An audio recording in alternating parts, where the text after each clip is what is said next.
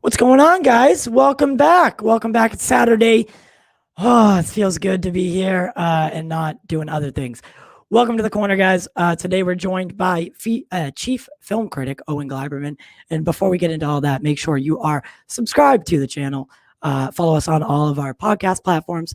Unfortunately, today we're going to be doing it on StreamYard through all the other ones because we'd rather do a video. So just a change of scenario, change of scenery, if you will, for today, but that's it. Next week, we'll get back to doing it the other way. But today, we're here and we're going to have some fun. I'm joined by producer Jack as well. Guys, become a Patreon of the corner. It's only $5 a month to help support those HT streams and all those fun productions we get to do. And it's not a one-sided street. You get some stuff for it too, like some free gifts per year. And I don't know, some early access to other stuff. But let's get into it. So here's Owen and here's Jack. How's everyone doing? I'm doing pretty good. All right. Well, I'm thankful, very thankful for you for stopping in today. I know tomorrow's Easter and, you know, we got a lot going on, but it's nice to take a break from all that stuff, especially for me, you know, and just kind of talk. But are you guys doing anything fun for Easter? Let's do a little icebreaker. Owen, are you doing anything fun? No plans. Just no plan. Easter chilling. That's it. Easter. And Jack, you said you're having a barbecue or something? I'm having a barbecue. Owen, you're welcome to stop by. If you like spicy Indian, Pakistani type food, it's an interesting barbecue. Actually, I misspoke. We got, we're planning a major Easter egg hunt in the apartment for my daughters. So that's nice. We'll be doing that. Yeah. I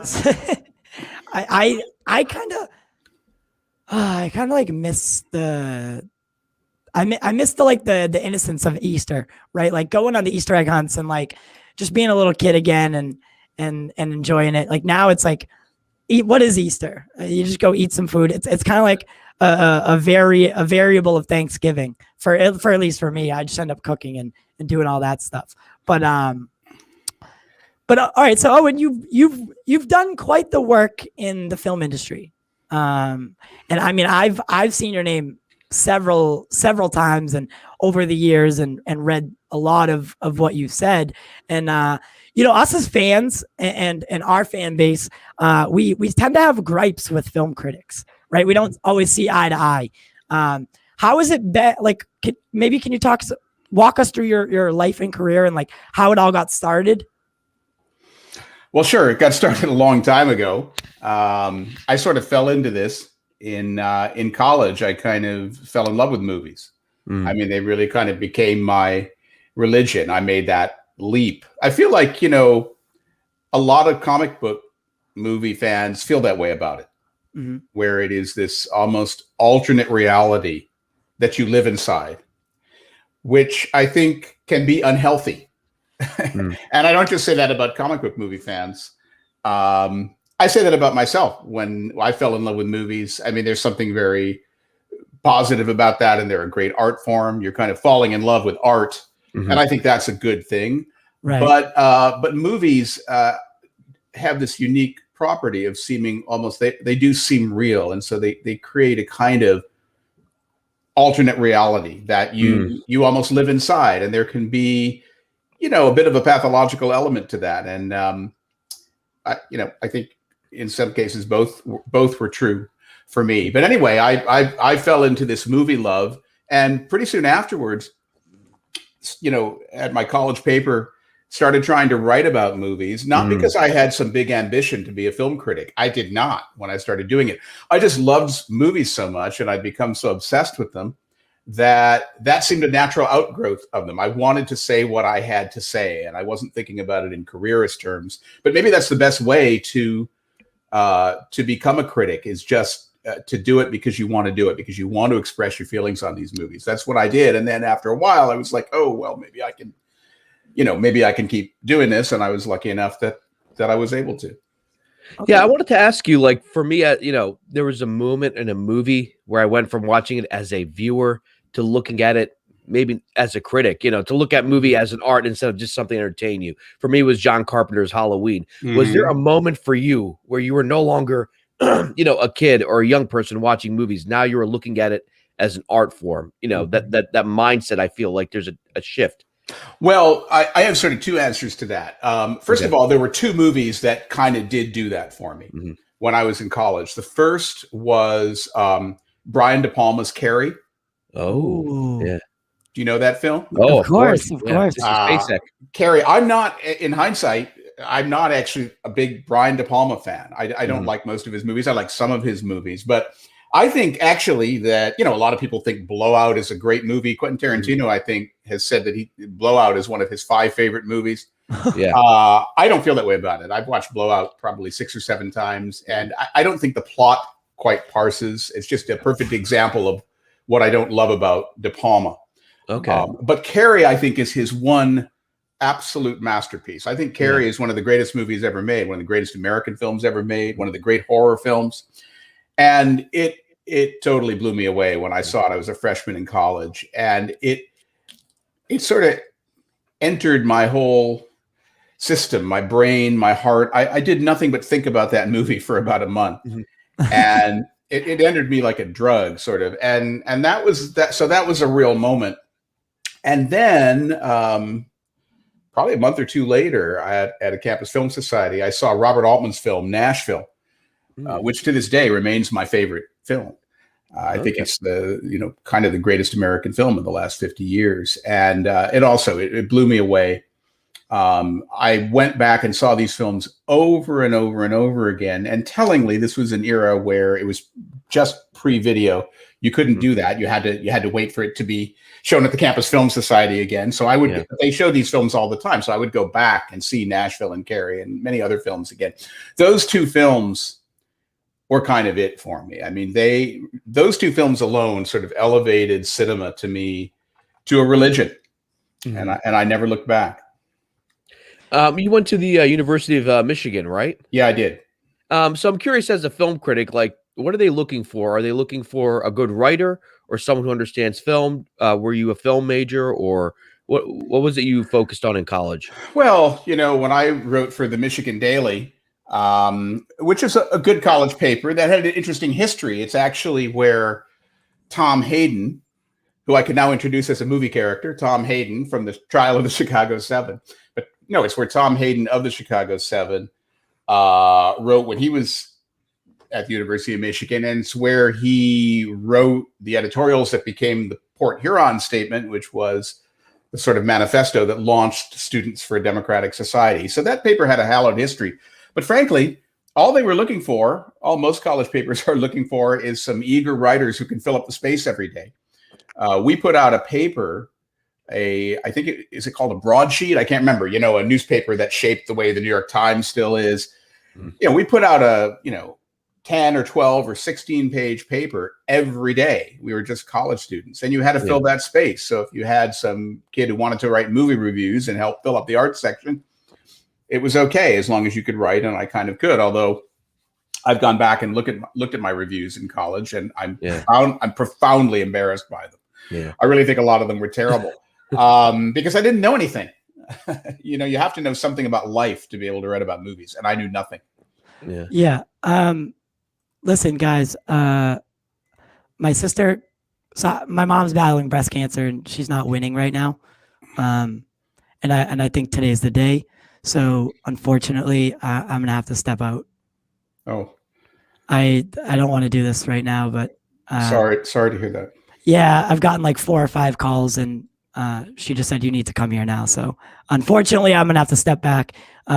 This was not my intention, obviously.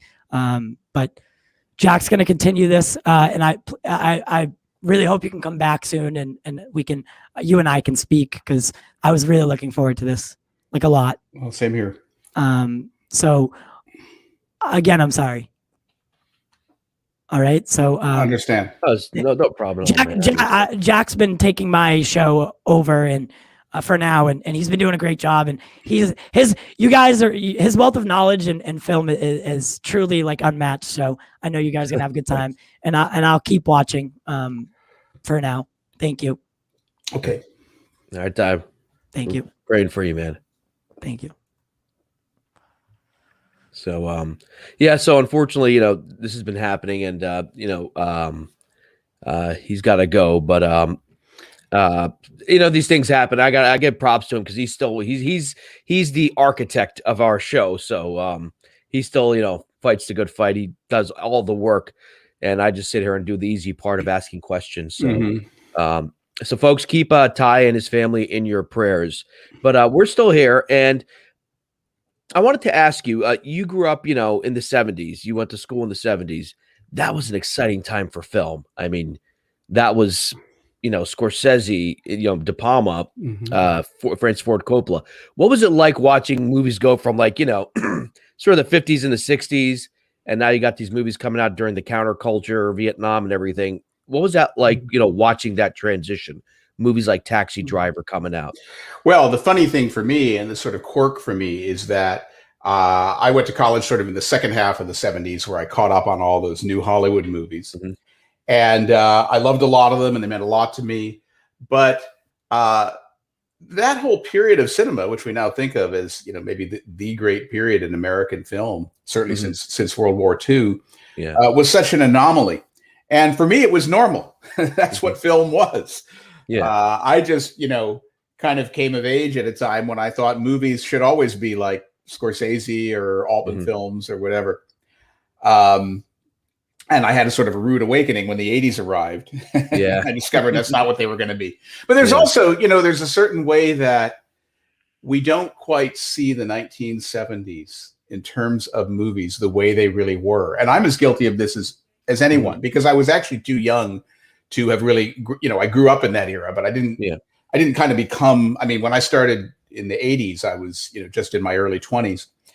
And it's easy to think of the 70s as this era where these masterpieces were coming out, and this is what people were going to see.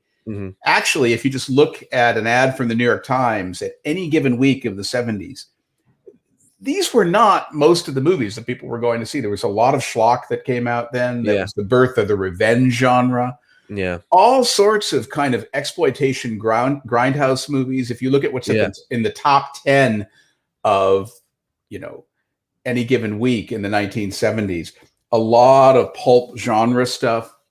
So, that was all there. That's what kind of defined the 70s. That's kind of what Quentin Tarantino is about. Quentin Tarantino is, a big appreciator of great filmmakers like Scorsese and Altman, but obviously the films he always talks about are these kinds of more lowbrow movies, exploitation movies. And, on the one hand, that was the cinema that he was and still is drawn to, and that's great.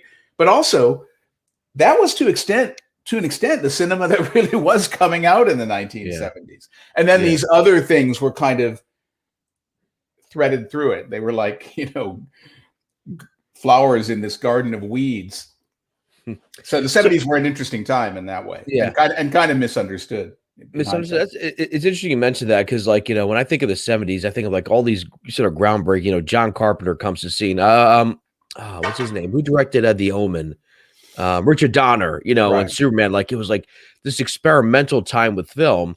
And then do you think that was lost in the 80s, or do you think it was enriched? Because then you got like David Lynch coming out in the 80s, you got Tim Burton.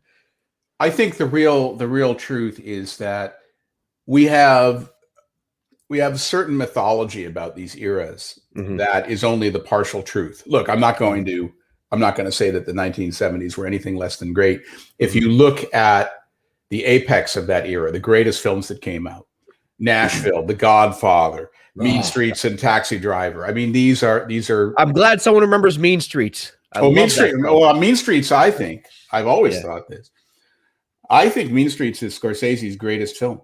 Really? Period. Phenomenal film. End of story. Good film. I think Mean Streets is his masterpiece, and that doesn't mean that I think Taxi Driver is anything less than a masterpiece, or many other great films that he's made. I mean, I'm a huge Scorsese fan. Yeah, I love all sorts. I love The Last Temptation of Christ. I love plenty of Scorsese movies, but I think Mean Streets is just off the charts. But what I was going to say is that yes, towering works of art came out in that era, but it's easy to see the 70s as this great era, for instance, and the 80s as the era that descended into Sly and Arnold and slasher movies and revenge films and the sort of slow rise of fantasy culture, all this stuff that was really happening. At the same time, the 80s were also an incredible period for movies. I mean, there are many, many great movies that came out in the 80s. It was really the birth of independent cinema as we know it. Way before, interestingly enough, Sex, Lies, and Videotape.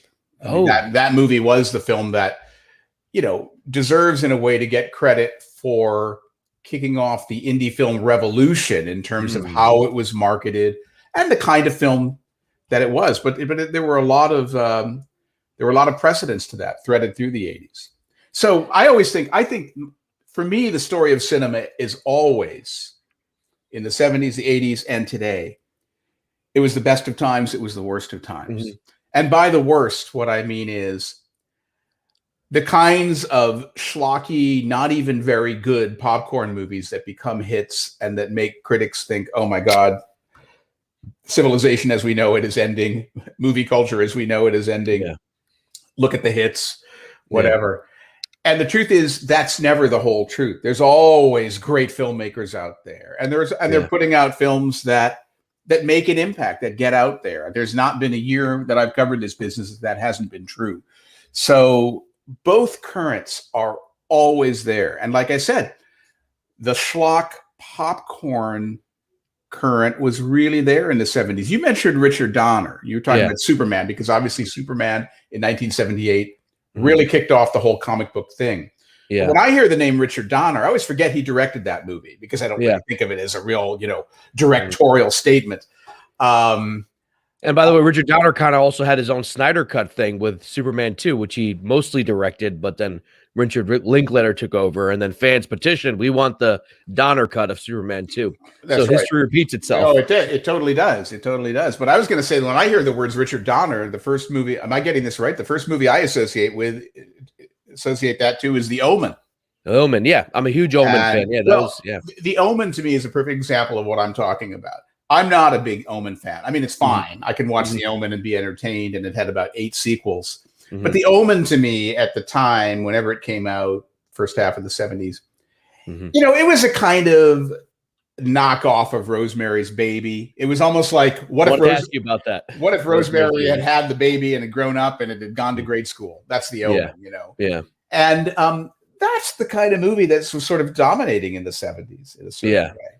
I don't make any great claims for The Omen or that whole series. And there was just so much of that. So both strains are always there, the high and the low. That's movies. Yeah. It's interesting you mentioned The Omen. This is an interesting fact I read. The name Damien was a very popular name, especially amongst Catholic families, until that movie came out.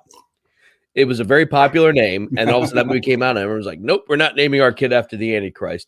But you mentioned Rosemary's Baby because I'd read a little excerpt from your book that was one of the first films you saw in theaters. Yeah, and wow, I mean, as a kid to see that as my first movie was Navy SEALs.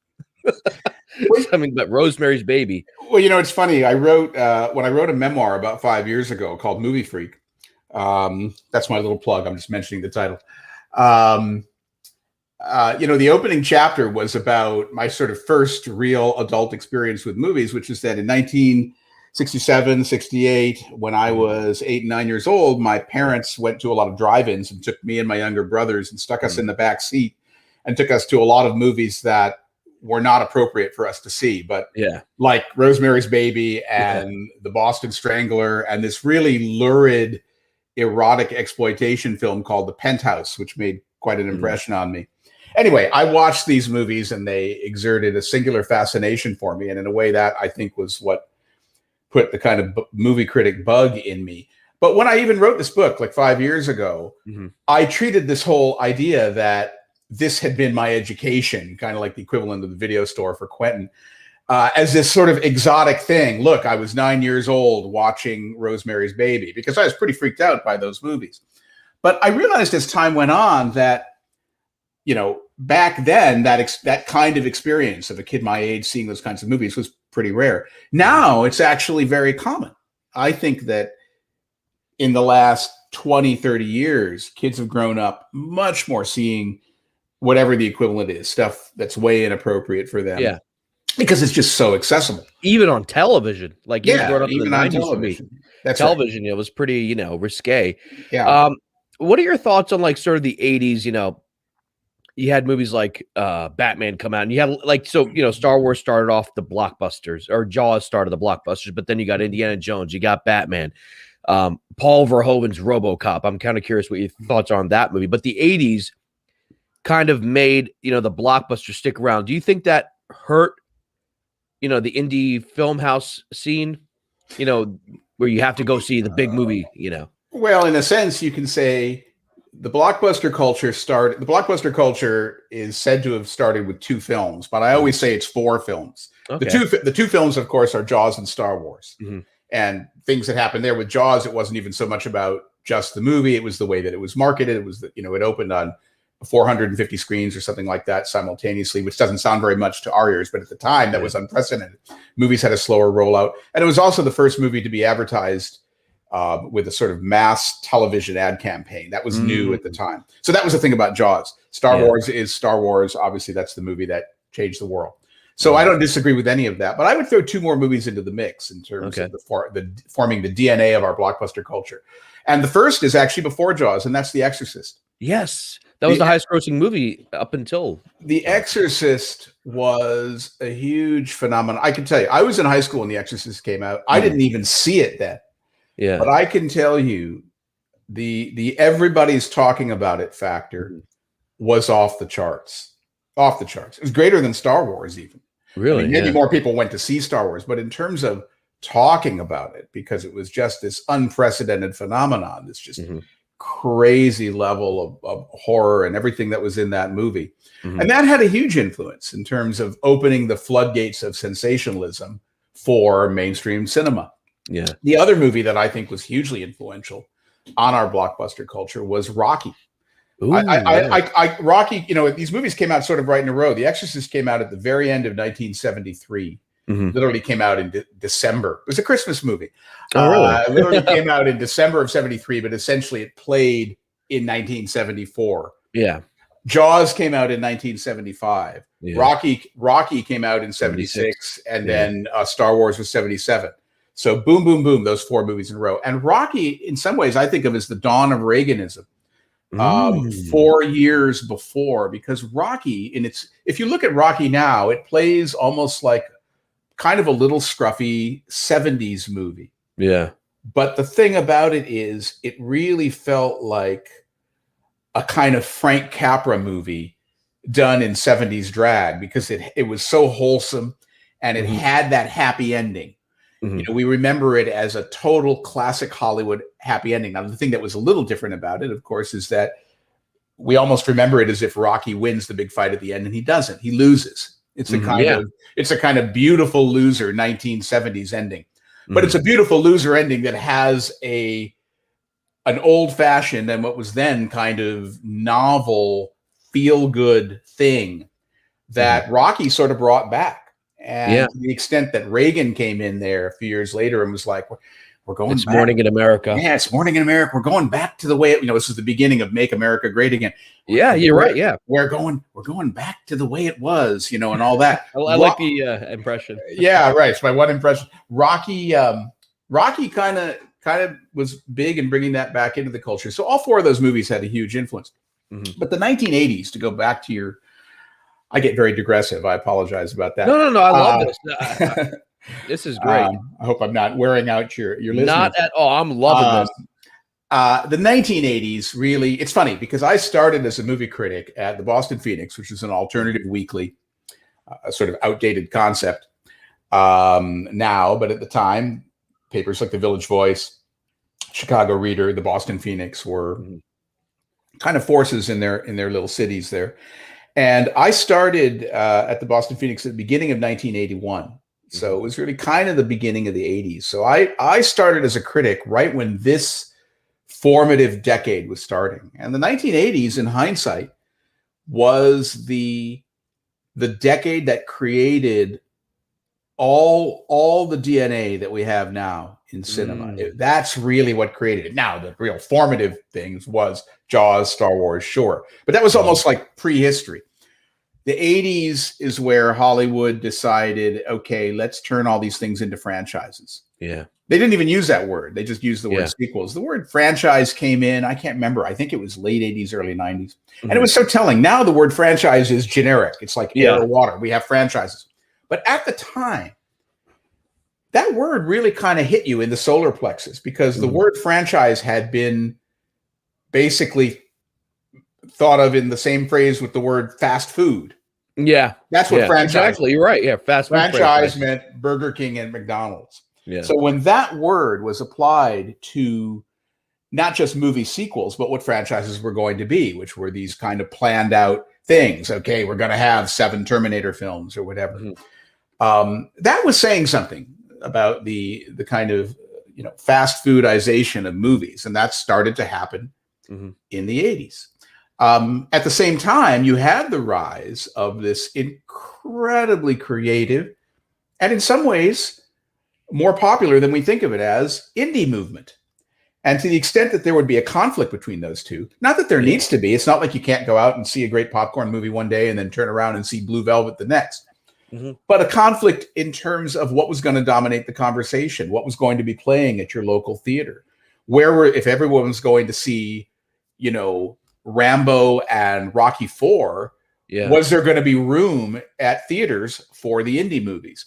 Those kind of conflicts first really reared their heads in the 80s, and we're still living with them today. And we have, the latest chapter of them is really this last year. What happened in the pandemic, the way it has bumped the streaming revolution along. But all of these kinds of issues go back to the 1980s. Okay. Yeah, it's interesting. You talk about sequels because, in your one of your articles I read, I have it pulled up somewhere. You talked about how, Poltergeist 2 came out. And you're like, why is this movie, even made, But nowadays, especially with comic book movies, the exception used to be that sequels aren't usually better than the first. Maybe Godfather 2, and people still debate which one's better. But now it seems, especially with the franchises, that they figured out a formula, especially with comic book movies, where the sequel can be better than the first one, whether it's a Dark Knight, whether it's a Avengers movie, Well, yeah, I would say yes and no. Look, to go back to that Poltergeist example, the reason I used that in a recent piece, Poltergeist 2 is a trivial movie that no one remembers, including me, and no one remembered it 3 weeks after it came out. But the reason I used it as an example is at a certain point, I was writing a review of it. And this was, as I said, relatively early on in sequel culture. Sequel culture was just kind of really, it had come into being, but now it was really finding its way. Every movie was going to have, Poltergeist comes out, it's a hit. Let's do Poltergeist 2. They did Poltergeist 3, I think. Yeah. So I'm sitting here writing a review of Poltergeist 2. I knew it wasn't very good. I knew it was a movie that just kind of sat there, but I'm going, I'm trying to figure out as a critic, why is it, I can't just say it's bad. Why is this movie bad? Why is it not working? And I realized that it was bad because it literally did have no reason for being. I mean, this may seem obvious, but when they greenlit the original Poltergeist, say, somebody brought in a script and they said, oh, this is good. This is scary. This is kind of original. Demons coming through your TV set. Let's get Toby Hooper to direct it, whatever. They made a movie that drew on old ghost stories, but did something new. It was an organic movie. Mm-hmm. When they greenlit Poltergeist 2, a tax accountant could have done that. It was just like, okay, look at for the grosses of this. Oh, okay, we got to have another one. So there's no actually organic reason for Poltergeist 2 to exist. And I think this says a lot about sequel culture, because if you look at every movie that's been made in the last 40 years, that's a sequel to something. Yeah. I mean, if you literally listed every one, you could probably go on Wikipedia and look that up. There would be thousands of them. Yeah. And if we literally went through each of those movies, I mean, we'd find some good ones. There are plenty of good movie sequels, but the vast majority are not. Mm-hmm. The vast majority are trash that's just selling that title again. It's like, you liked this 2 years ago, come back, see the new and improved version. Audiences go to see Poltergeist 2 or whatever. They're not very satisfied. They come out kind of going, what do you think? It was all right. I like the first one better. These movies aren't really serving much purpose. Yeah. And that paradigm of sequels cashing in, but not really fulfilling anybody very much, except for the tax accountants. I think that's the paradigm we're still at. If you look at comic book culture, which is a sequel culture, a franchise culture, a multiverse culture, there are good comic book sequels. And you're right. The way they have these things planned out, when you go to see a new Avengers movie or whatever it's going to be, you don't necessarily have that feeling you got with Poltergeist 2, that, oh, the first one was good, but this is a piece of junk. Yeah. No, you don't. On the other hand, the only reason for being a lot of these movies have is to extend the franchise. And, my feeling is that if a movie doesn't have a real purpose, you're not going to feel that much purpose in watching it. Yeah. And I think that's true of a lot of our comic book culture. It's just rehashing tropes, rehashing cliches. And most of the movies are not very memorable. I often do, lists in my head of, what are the greatest comic book movies? And what I find is, we can debate that and disagree. But basically, if you say, what are the really great comic book movies? I personally feel it's a pretty short list. I used to say you could count it on one hand. Yeah. Let's be generous today. And I'll say you can count it on two hands today. Yeah. Given that we've been immersed in comic book culture for 20 years and they've been making them in one form or another for nearly 40 years. Yeah. That's not a very good track record. I remember people were talking about comic book fatigue in the early 2000s when Spider-Man 2, X-Men 2, Daredevil, and I was like, oh, there's too much coming out. And I would, even as a comic book fan, I would never have expected it. But I do want to talk to you about, since we're talking about Scorsese a little bit, he made a comment that comic book fans are upset with, but I understood what he meant when he said, do you remember he said, comic book movies aren't real cinema? And I knew exactly what he meant, because look, I enjoy comic book movies. I love comic book movies, but to me, when I think real cinema, I think Tarantino, I think David Lynch, I think of movies, where every shot has something to say. I remember when I was in film school, we would take a frame of, let's say, Raging Bull, and the professor would be like, explain this scene. And we're like, well, it's just a scene. Well, why is there a cross back there? Why is this over here? Why did he put these things in the shot? Think. He would kind of force you to think. I'm like, I don't know if I could do that with a Marvel movie or a DC movie. Well, maybe not, but let's be fair to Marvel movies too. A movie like Raging Bull is a masterpiece, I think. Yeah. So it's a great movie. It's astonishingly rich. You could analyze it visually the same way you could analyze Citizen Kane or something. Yeah. So there's that. Now, not every movie has to be Raging Bull. There's also such a thing as a good popcorn movie where you couldn't necessarily do that. But when Scorsese made a more recent comment too, just saying that, movies like comic book movies, they're not movies, they're just content or whatever. Yeah. But going back to his first, there was that moment when he and Spielberg, I think, were both sort of criticizing this movie culture. I wrote a column about keying off Scorsese's remarks, and I tried to expand on them and say, well, what is he really talking about here? And here's the thing I came up with. I said, the problem with too many comic book movies is that they'd have no mystery. And, that is a word that kind of answers the question and asks it at the same time. It's like, oh, okay, fine. Well, what do you mean by mystery? Well, it's kind of hard to define. Yeah. But that quality of mystery, I think, is there in cinema. And by that, I don't just mean in Mean Streets or Nashville or The Godfather, but I mean in even, good movies like the original Cape Fear, so many great Hollywood movies. They have this feeling of, there's a little more going on in the movie than just what you see. There are undercurrents to the performances, to the writing. They touch on some of the mysteries of life. I mean, life itself is a mystery. So if you're making a great movie, even a great, screwball romantic comedy that really touches on issues of love and things like that, then you're touching on some mystery without being too, hopefully, this word is not too pretentious, but I think you get what I'm talking about. Comic book movies seem in many ways very finite. Here is this person, here are his superpowers, here is his or her dilemma, which has been very plotted out.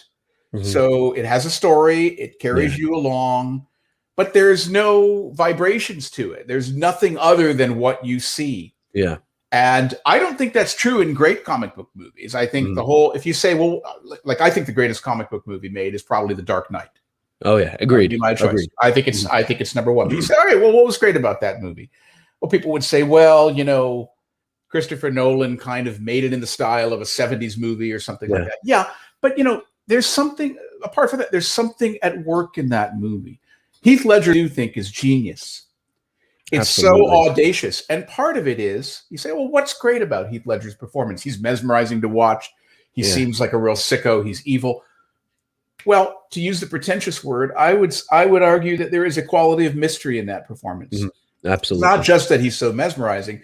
The performance is always asking a question, namely, what the F is going on with this guy?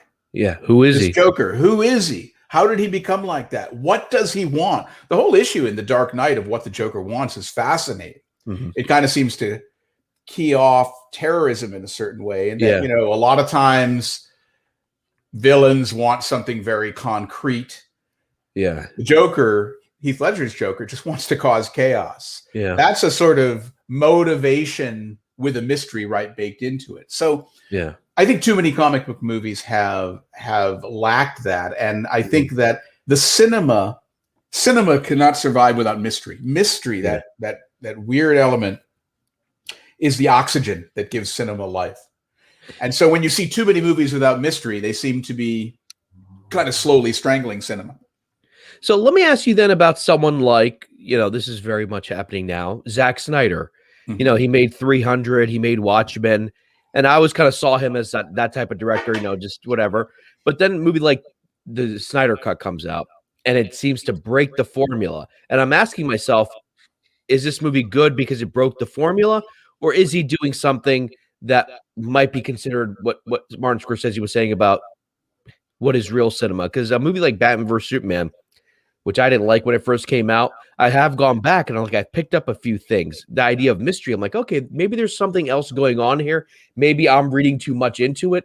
But how do you feel someone like Zack Snyder fits into that? Is he... Well, I think he fits into it in an interesting way. I actually do not... I loved Zack Snyder's Justice League. I can't wait to see it again. I wrote a rave review of it and then wrote a whole column about it. And yet, I think it's a very conventional movie. Yeah. I think part of what's so interesting about that film is that it's not The Dark Knight. It is, in a sense, all the classic comic book tropes. But it is done so well. And it is done with, I think, a rare quality of sincerity. Yeah. Where it's a very hard thing to define, but I think that he so much believes in these characters and their dilemmas. And the really very simple plot, which is just them having to come together. But the way that happens, I really contrast it with the Avengers films because there is a similarity. And if you look at like the first two Avengers films, I mean, let's forget Age of Ultron, which I can't stand. I think that movie's a disaster. But if you look at the first Avengers Age of Ultron's film, kind of like the Poltergeist too. It's like the same thing, everything you liked about the first one multiplied by 10. Totally. And it's just such a mess. But if you look at the first Avengers film, which is pretty good, and which is, I would say, my memory of it, I haven't seen it for a long time, but the first Avengers film, I would say, is a better Joss Whedon film than Joss Whedon's Justice League. Yeah, absolutely. And in a way, that version of Justice League that Whedon took over, that came out in 2017, was sort of Warner Brothers trying to say, well, let's do something just like the first Avengers film. Yeah. So the first Avengers film is pretty good. But so I reviewed it in Entertainment Weekly, and I liked it. I gave it a positive review. It was an honest review, totally enjoyable, good film. But I gave it a B+. And it's like, all right, why B+? Why not an A? If I'd been reviewing Zack Snyder's Justice League, I would have given it an A. What's the difference between those two films? The difference is that Joss Whedon element of the characters always kind of joking around and taking the piss out of each other. Yeah. That's fun, but it's also limiting. Yeah, very. Because it's very standardized. And there's a way that a computer could have written a lot of those jokes. Yeah. And the whole dilemma that's set up is, well, these characters they're rivals in a certain way. They're like a team of rivals. They're busting each other's chops, and they have to learn to work together and put those wisecracks aside. Yeah. That's the plot of Avengers 1. And in a sense, that's the plot of Zack Snyder's Justice League. The difference is that in the first Avengers film, it's done in a very formulaic way. Very well done, but still formulaic.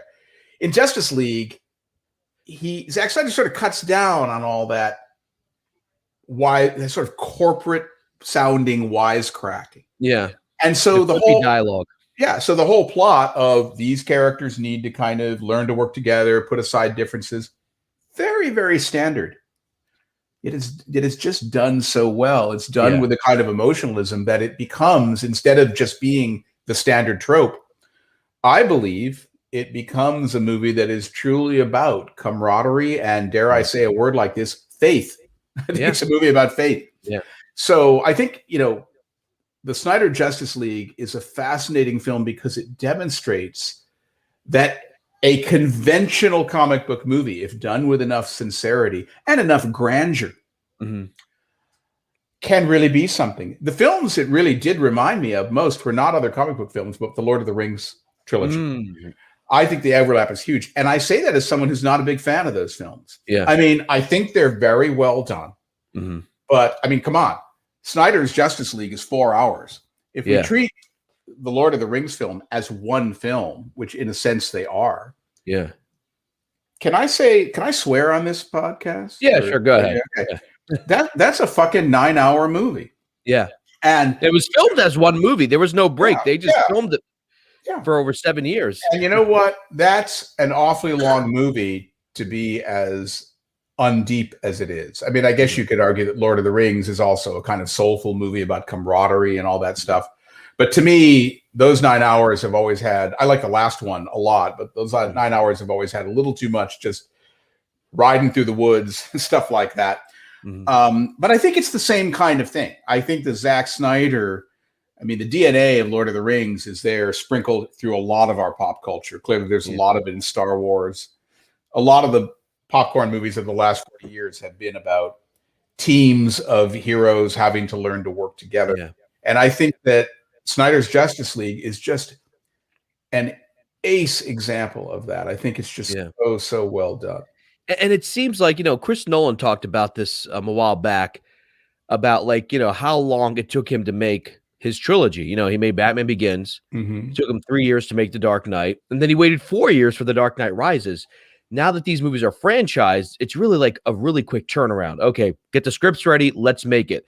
And I think what it is about Zack Snyder's Justice League, it may be years from now, people are going to say, well, why were we talking about this movie? It seems like there was time, TLC put into the movie, right? Time, effort, you could pause any frame of that film and you could make a poster out of it. Like, I don't know if you could say that about the Marvel movies. And I'm a huge Marvel fan. I got Civil War back here, but it's consume, move on to the next one. You had your burger and fries.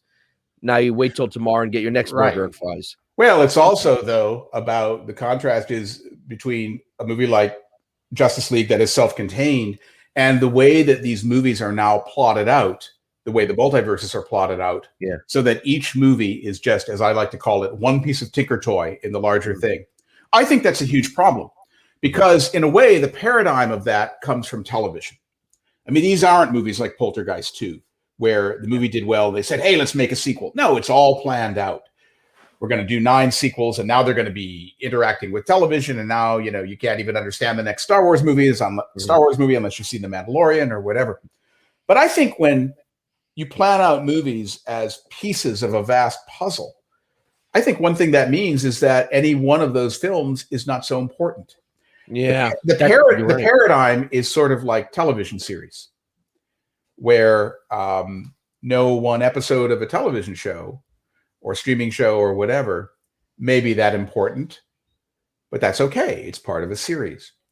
But we consume series differently. Yeah. I mean, you can binge watch a series, or even if you don't, even if you watch it once a week or once every 2 weeks, it's still a relatively, quick imbibing of what that series is. Yeah. Movies aren't like that. Yeah. So when 4 Avengers films or, this many Justice League films or whatever are treated as if they were a TV series, I think there's a disconnect because 2 years later, we're not, we don't have that same relation to the first film as if we just watched an episode. I think treating these films like episodes, I'm not, that's the paradigm, but I'm not in favor of it. I don't like it. I don't like because it. I think everyone's trying to do it. We just this week we did a show from Showcase Cinema for Godzilla versus Kong, and someone said, "Do I have to see the 2014 Godzilla movie? Do I have to see the 2019 sequel? Do I have to see Kong Skull Island?" I'm like, yeah, kind of, but not really. Yes, there are connective tissue. There are certain characters that are, but you know what? You could have no idea what Godzilla versus Kong is. Watch the movie and get what you want out of it. Monsters destroying buildings. I'm glad you brought that up because I think that series, now that we've seen Godzilla versus Kong, I think it's a perfect example of what I'm talking about. First of all, let me just say a word about Godzilla versus Kong. Yeah. I grew up with these films. I sort of love Godzilla movies. They're the best of them. And I never claimed that the films had to make a lot of sense. But I thought Godzilla versus Kong was just almost a dismaying movie in a certain way. I thought it was actually pretty deadly for about 2/3 of it. Yeah. I did not care about anything that was happening. And a lot of what was happening made no sense. Yeah. That whole world that Kong goes to and all of that. It's like, what? I can't remember the name of it, but the Hollow Earth. The Hollow Earth. I mean, that's okay. It seems kind of cool, but they just go there and then they come out. It's like, this 15-minute digression that doesn't mean anything. I thought the movie was just a bust, frankly, and I had given up on it. But then you get to the last 25 minutes. Yeah. That's what you paid for. That's what you paid for. And I have to say, we have no idea at this point why Godzilla and Kong are fighting each other. Zero idea. There's even less. It makes less sense than it ever did back in the Japanese films. But when that comes on, that was really well done. Yeah. Just visually. And, the audience I saw it with really came alive in that last part. Yeah. But I mean, it was really quite a grind. But the other thing I wanted to say about it is these 4 movies, I think, have actually steadily gotten worse and worse. Okay. And the whole idea, I mean, this was supposed to be a monsterverse, right? Yeah. The whole point was, let's relaunch these series and let's see how they connect. Let's connect them up in a new way. My feeling is that the movies don't connect at all. Yeah. The first Godzilla, the one that, what's that director's name? Gareth Edwards. Yeah. I thought that film was brilliant. Yeah. I loved it. I loved the way it used technology to recreate that very unique fusion of cheesiness and awe that the original Godzilla movies had. Yeah. I thought that Godzilla from 2012 or whatever, where they kind of relaunched the whole thing, was great. Then Kong Skull Island Mhm. was fine. I actually Mhm. liked it better than a lot of critics did, but it Yeah. was a sort of a standalone thing. And when said, all right, Godzilla got his movie, Kong got his movie, we know where this is going. Yeah. I liked both those films, though. I liked Kong Skull Island. Mhm. The last Godzilla movie had some spectacle to it. I liked the way it was Yeah. shot visually and had some of those, Godzilla versus Megalon sort of things. Mhm. But it really made very little sense, and its Yeah. connection to the previous films was tenuous. Yeah. Now, finally, we're going to see Godzilla versus Kong, the climax to it all, the movie that's going to tie it all together. And instead of tying it all together, the whole sense that this series ever meant anything completely falls apart. Yeah. It is such a typical and iconic example of how these multiverses don't necessarily mean anything. Yeah. They're just grand excuses to make the sequelization of cinema, to give it some dignity. Yeah. And it's clearly like, I love the last half hour. I had fun with it. Yeah. But it's clearly that this is going to be setting up something else, because Right. they didn't kill either. Well, spoiler alert, the two characters do survive. I don't think anyone expected one of them to die, because now they're going to fight something bigger coming down the line. Sure. And they're going to keep it going. reminds me of, because I think now that television is, obviously the, serialization in television has been going on for a while. And that's fine. I remember 24 did it really well when it first started. We're going to take one story, we're going to do it over seasons. Now, when I watch a show and they introduce a plot point, I almost know for a fact it's not going to be resolved by the end of the season. They're going to have a cliffhanger, and it's going to go into season 2, because it seems like movies copy television, and copies are now television is copying movies. Like, we're going to take it into multiple seasons. This plot thread is going to go on and on just to keep you hooked. And then it goes back to what you were saying. Well, then a lot of these episodes, like the movies and the franchises, just kind of feel empty. I just have to watch this to get to the next one.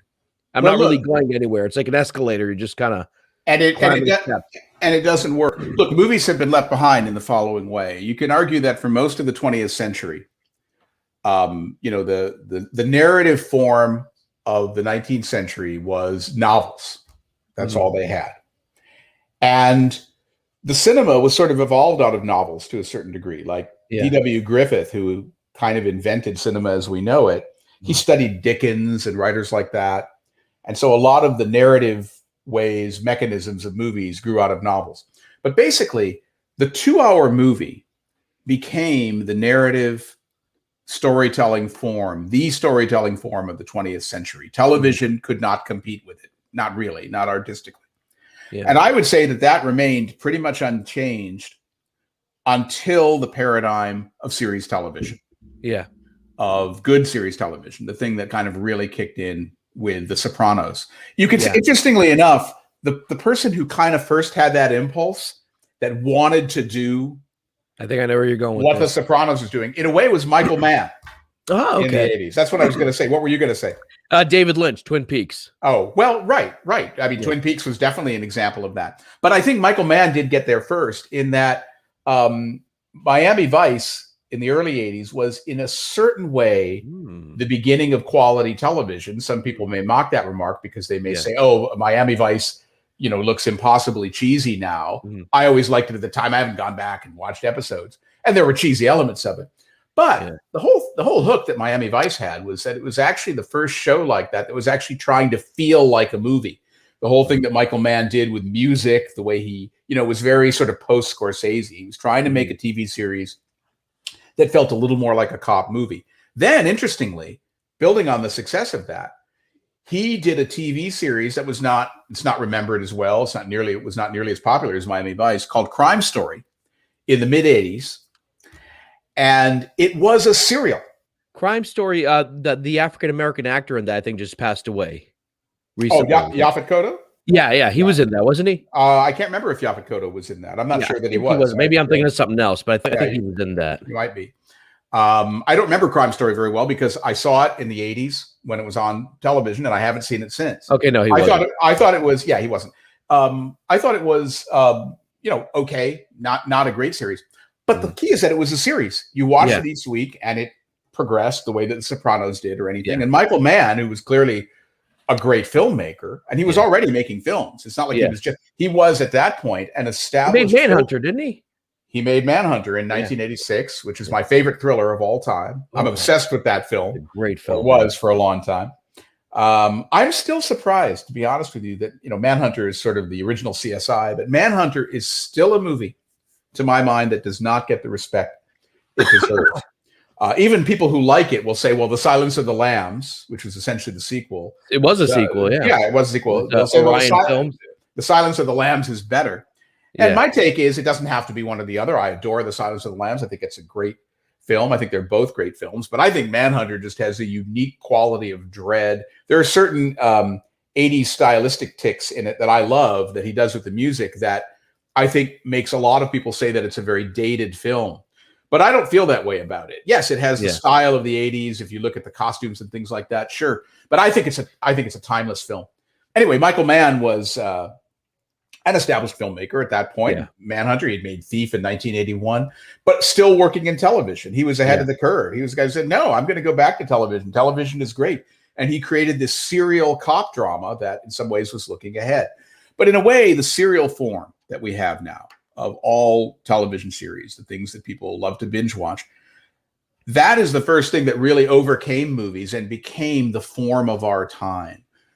2-hour movies are no longer the form of our time in quite the way they were. They've kind of been supplanted by series television. Now, since I'm a movie critic, you might say, well, what are you doing, Owen, in saying that? Are you digging the grave for movies? No, not at all. In other words, movies, the paradigm of the 2-hour movie is still an absolutely great, thriving, wonderful form. It's just not the form anymore, the way that it used to be. And it doesn't need to be. But in some ways, all these franchises, all these multiverses are an attempt to fuse what movies were with this new form of serial storytelling. And where it completely works on television, I don't think it works in the same way in movies. People just don't watch them. Or, you could binge watch a series on a weekend. People do it all the time. And you say, yeah, that's fine. If somebody told me that they, binged watch an 8-film series on a weekend, I'd say they probably need help. Exactly. So, so it's interesting because with Zack Snyder's Justice League, I talked a lot about, the 4-hour movies, because it's Easter weekend, we're Catholic. So we always watch movies like Ben-Hur, Quo Vadis, back in the 50s, 10 Commandments, these long movies with an overture, the intermission. And I was like, that'd be kind of cool if they had released that movie in cinema. I don't know if it would work, but where you did that, you had the intro, you had the overture, you had the intermission. You take time to slowly digest the film rather than just go through it as quick as you can. Absolutely, and those those movies really, those old movies really did want to take you to church. I don't just mean literally. Like the 10 Commandments. But even like Lawrence of Arabia. Yeah, Lawrence of Chicago, those David Lean movies. Better example. Lawrence of Arabia wanted to take you to church. Movies used to be, you went and you had this immersive experience. There's something I learned from, one of the things I love about being a critic is you're always learning stuff. Movies are always, the world is always teaching you stuff. I learned something huge from Zack Snyder's Justice League about the form of these films, which is, saw the movie, loved it, and thought on some level, it might have been great if this could have come out, but really, how could it have worked? In 1962, when Lawrence of Arabia came out, or back when Hollywood was making these epic roadshow movies, trying to compete with television, people accepted that you could go to see a 3-hour movie, and occasionally we have a 3-hour movie. But clearly, even if Warner Brothers had been more willing to play ball with Zack Snyder, and even if Zack Snyder had not undergone, unfortunately, the personal tragedy that he did with his daughter's death by suicide, even if none of that had happened, there's no way the Hollywood studio is going to put out a 4-hour movie. Even if the executives had seen it and said, we love this, they couldn't have done it. But I learned something from it, which is that why is I'm asking myself this question all the time, the way I did with Poltergeist. Every time I review a comic book movie that is so-so, I'm going, why isn't comic book cinema better? And the answer, I think, is there in Justice League. It needs to be 4 hours. In other words, it's not that I want these mediocre movies to be longer. But you don't want to watch Ant-Man 2 for 4 hours. Right.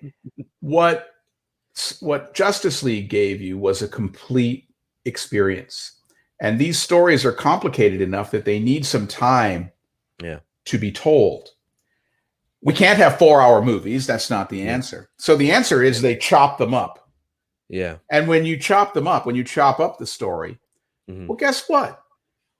Each movie is only giving a chapter, a fragment of the story. And I think it's not very satisfying, because I agree with you. When you go back to what the 2-hour paradigm of movies that dominated the 20th century, you say, well, what is that?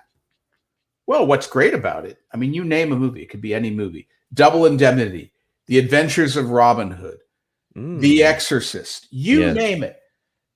Carrie, The Godfather, Walking Tall. Yeah. Any movie is a complete experience. Yeah. And it's amazing when you think about it, given the detail we get in serial storytelling now on television. It's amazing when you think of it, how complete and detailed the worlds that movies could create. Yeah. It's amazing what they could do in 2 hours, that you can sit and watch Dog Day Afternoon and have a complete experience and be immersed in the world and the lives of these characters. And the whole way the story unfolds, it can really seem to be taking its time. It has a beautiful structure to it. Or you think of, the almost the universe represented by a movie like The Godfather. That's a pretty long movie, but it's really only long movie, 3 hours. It's amazing what a movie can do in 2 hours. And yet these comic book movies are sometimes, 2 hours and 50 minutes long, and they do nothing. They just sit there. Set you up for the next one. Yeah. And that's what was cool about Zack Snyder's Justice League. Yeah, obviously there are some scenes that were setting up what was supposed to happen. And I know fans want me to get to the Ann Sarnoff article. There's bugging me. I love you guys. Thank you for joining us. But even if this is the last movie, you can watch it. And a lot of fans are rewatching. A lot of people are rewatching it. It is a complete film. Yes, it sets up stuff for later on, like Marvel does, but there's enough in there to keep you satiated. Whether, each chapter in the movie is divided into chapters. Each chapter has something that you can just kind of absorb. It's not like, all right, I'm watching this chapter to get to the next one so I can get to the ending, like Godzilla versus Kong. I want to see the big fight. So yes, the fans are asking a lot about the Ann Sarnoff article. We talked about it before we started. This thing that happened with the film, this was a complete fan effort. And, it seems like now fans are saying we want this, to continue. We want to see more of what Zack Snyder had in store. And some of the critics of that will say, well, some fans were toxic. And if you cave into fans, that could be a bad thing. We've seen this even with the Star Wars films, the newer films. There's a bit of a backlash in the studio versus the fans. What are your feelings? You've been in this industry since the 80s, seeing how this happened, how fans and social media were able to make something happen. Do you think it's a good idea for studios to listen to the fans? Or because the fans are saying give the director, full reign, let him do what he wants to do. What are your thoughts on that? I know there's a lot in there. Well, studios may say that, some fans get toxic, or that there's only a limit to how much they want to listen to fans. But when you think about it, listening to fans, which is just another word for passionate moviegoers, that's what Hollywood does. I mean, Hollywood is there to serve audiences. So you would think, of course, they're going to listen to fans. That doesn't mean that they take their orders from fans. But the fact that there is all this passion for this movie, I think should be a meaningful thing. The interview that Brent Lang in Variety did with Ann Sarnoff was very interesting, because basically the whole long interview could be boiled down to one sentence, which is her saying, here is why I won't be working with Zack Snyder again. I mean, the way I read it is clearly that they were that they don't want to open that. They want to close that can of worms. And they want to explain, here's where we're going in another direction. And she mapped out her direction. Now, in a way, that direction was a version of what we've seen before, going back to the 80s, which is here is how a movie is not just a movie. Here is how it's a franchise. Here is how it's product tie-ins, cross-pollination of forms. Here is how a movie is going to become a video game. Here is how a movie is going to overlap with TV series. I mean, she laid out in the abstract a whole multiverse that's bigger than a multiverse. Here is how all these things are going to connect. Yeah. Now, I'm not going to prejudge it. Let's wait and see the movies the DC movies that come out. But I will say that this kind of thing, of which she seemed to be kicking up almost to a new level of planning out movies. Here's our movie plan for the next 10 years. Yeah. I don't think that is, it's certainly not my favorite way to go about making movies, because I think you can't, you keep movies from being something organic when you do that. I think movies have to react to their time. And I do think that they have to be self-contained entities, or that they're at their best when they're self-contained entities. So what she mapped out was this vast universe where any of the movies that are coming from Warner Brothers, or I guess we should call it Warner Media, are going to be one little piece in a puzzle. Yeah. She that's the thing that's been going on now for 10, 15, 20 years. And I mean, it's not just comic book movies. That's the story of the Harry Potter films. Yeah. It all started with Star Wars and got kicked up in a sense when George Sequel made the prequels. Yeah. When George Sequel, George Lucas, that's what we should call him, George Prequel. And look, the prequels are, I think, a good example of what I'm talking about. I was going to say I'm not alone in disliking them, but maybe I am. It seemed like the prequels seemed to get more respectability as they went on. Yeah. People didn't like Phantom Menace, but by the time the third one came along, I found the critical reaction to that very telling. What's the third one called? I can't. Oh, Revenge of the Sith. Revenge of the Sith. By the time Revenge of the Sith came along, critics were like, "Hey, this is pretty good," and I was like, "No, this is terrible," because I never believed that was a young Darth Vader. Yeah, I never believed he had the menace. I just didn't. I didn't buy that. Why were the prequels bad? Well, the prequels were bad because they weren't as good as Star Wars, but they were also bad because they were victim to this kind of serial storytelling where it's all mapped out, but it doesn't mean anything. Yeah. When Lucas had mapped out a certain potential thing for the Star Wars sequels to follow even back in the 70s, but Star Wars in a sense was made as a standalone movie. That's why it was called Star Wars. And I would argue that's clearly one of the reasons it's good. When you come to the end of Star Wars, the 1977 film, when you come to the end of A New Hope, that is an ending. Yeah, that's the end. The movie certainly deserved a sequel, but a movie with an ending is always going to be better.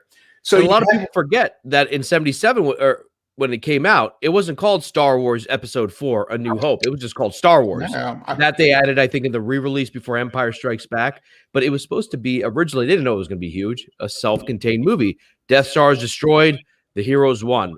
And that's why I think that movie works. And let's say The Force Awakens, at least for me, didn't work, because that was doing the Marvel thing. We're just making this movie so you go watch The Last Jedi, so you can watch Han Solo, the Solo movie.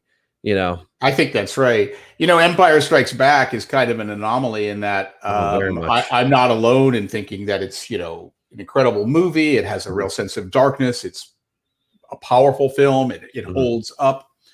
But, who knows why it happened that way? It just all came together. Irvin Kershner, the director, did a fantastic job. In some ways, George Lucas seemed to like to hire directors of not much power, not much mojo, so that he could be the controlling force. Yeah. Irvin Kershner, the director of Empire Strikes Back, is an example of that. He had a career in the early 70s where he made movies like Loving with George Segal that were very good. He'd had a moment, but his moment by 1979, 1980, when they were making that film, had long passed. Yeah. But he was a very gifted guy, and he made this sort of beautiful, darkly burnished Star Wars movie. I think the real beginning of our franchise culture is Return of the Jedi. Yeah. That's where you feel watching that movie that just, here it is again. It's a rehash. None of it matters. And, I think the Harry Potter films in some ways are faithful adaptations of the books, but I like the books better. Yeah. You kind of feel as those movies go on that, they don't end. They just come to a stop. Yeah. This has been, for good or ill, the language of our movie culture the last 20, 25 years.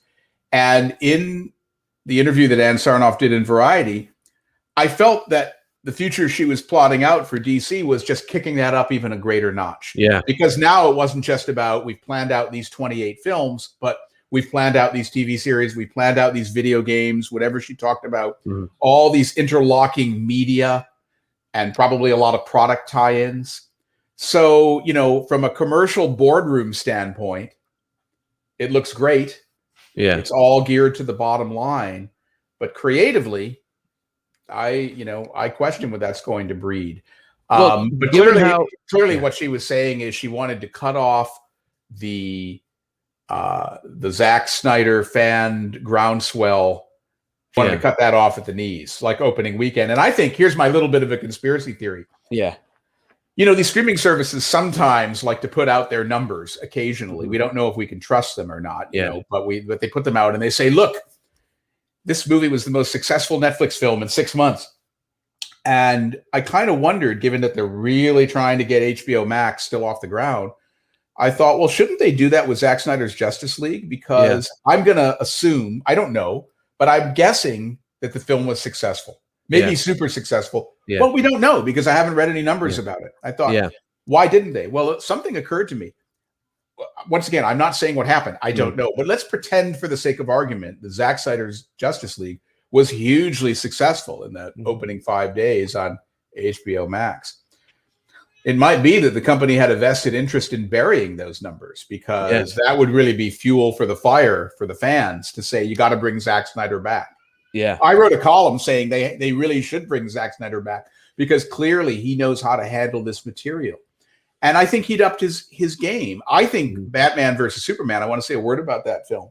Mm-hmm. I saw it opening day. I never reviewed it. I never wrote about it, but I saw it. And then I saw the reviews, and I think the reviews were unfair, which is not to say that I don't agree with a lot of them. I thought my own memory of the film, I've never seen it again. I've been wanting to go back recently, and I'm going to. I highly recommend the Ultimate Edition, which is the version you wanted to do. Yeah, I'm going to watch the Ultimate Edition, and I feel amiss at not having seen it. But let me just say this. I thought the first hour was good. Mm-hmm. I was kind of held by it. And I thought, it was a better performance as Superman than we'd seen him do before. But then I think, there are real problems. And I think that a lot of the criticisms that it got, there were valid criticisms. Having said that, I thought it was an improvement over Man of Steel, which a film I really disliked. Mm-hmm. And I thought the brickbats that film got were just unfair, to the point that one of the things I noticed is that it became part of the mantra that this film was hugely unsuccessful. Mm-hmm. Zack Snyder made this mess of a movie and it was a bomb. Mm-hmm. And in fact, I'm going like, are they looking at different numbers than I am? Yeah. I thought the film performed just fine. Yeah. And it's still thought of as a commercial disgrace, which is basically a piece of fake news. It never was. So I don't know. I think the critics kind of had it out for this film, even though I don't mount some big defense of it. But I always sensed Zack Snyder's talent. I'm not a huge Zack Snyder fan. Yeah. The one film of his going into this I'd really like that I thought truly worked on its own terms was 300. I'm a fan of 300. It's not like my favorite genre or anything like that. But I just thought it was a really original, well-done film that really held me.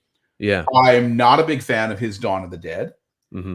I'm not some big Zack Snyder person, but I feel like he really pulled it together with Justice League and this happens sometimes with filmmakers. Yeah. He became a better filmmaker. Yeah. He became more disciplined. And maybe, and I could speak with more authority on this if I'd seen that longer version of Batman versus Superman. Maybe he needed the 4-hour length. Maybe he's that kind of storyteller that he needs, not 16 hours, but something more than 2, because he's trying to tell a complex story. I get it. And comic books by their nature have complex, twisted storylines that need some time to play out. I get that. Do you imagine a situation where, because I look at it, okay, let me think like a capitalist now. We have this movie that came out, Zack Snyder's Justice League, and other streaming services in Canada and Asia are all saying it's breaking records. If I'm at Warner Brothers or AT&T, who owns Warner Media, I'm saying, hey, greenlight it. Like, I'm surprised that greed factor hasn't taken over. Well, here's not like greenlight it, make more money for us, for HBO. What is your experience? But like, do you see Well, that not happening? the Or column that I like to think, I'm sort of an idealist, and I like to think that the way movies have worked for 100 years and the way that they should work is that greed and good art should go together. Yeah. I've always believed that. Let's be clear about something. Movies are too expensive for the executives to do anything other than to want to make money. That's their job, and they need to. You can't spend, even on an indie film. I mean, you can't spend $20 million on a movie and not get your money back and have that be a sustainable business model. Movies have to be successful, and big budget movies really do. I understand that. But what you're dealing with, I wrote a column in which I said they should bring Zack Snyder back because he had clearly tapped into something. He clearly could make a better Justice League movie than probably anybody that they would replace him with. And that if they brought him back, they would have a better work of popcorn art and maybe a more successful one. I call that a win-win. But even as I said that, I recognize it's not that simple, because what we're talking about is two different versions of greed. Let's get rid of the word greed. We're talking about two different versions of commercial success. The one kind, which I would call sort of 20th century, kind of analog, the one that I was arguing for, is Zack Snyder has now proved himself. He knows how to tell this story. He's earned the right. Give him the reins one more time. Let him do it. You'll have a successful movie, one hopes, and you'll have a good movie. But they're thinking on a different level of commercialism. The whole multiverse that Ann Sarnoff mapped out, this thing that's planned out for years, that is all about all sorts of intersecting media.